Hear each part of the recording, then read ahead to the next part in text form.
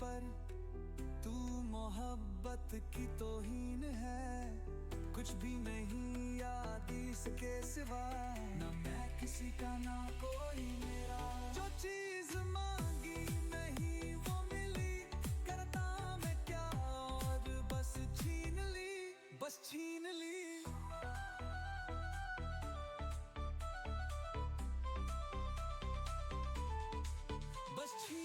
मैं भी शराफत से जीता मगर मुझको शरीफों से लगाता था डर। सबको पता था मैं कमजोर हूँ, मैं इस साली आज कुछ और हूँ, कुछ और हूँ, कुछ और हूँ।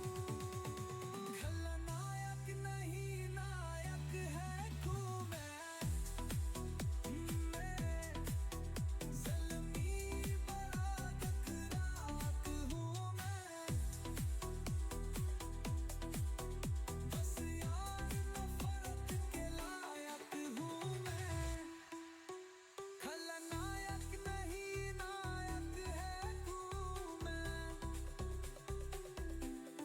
कितने खिलौनों से खेला है तू, अफसोस फिर भी अकेला है तू।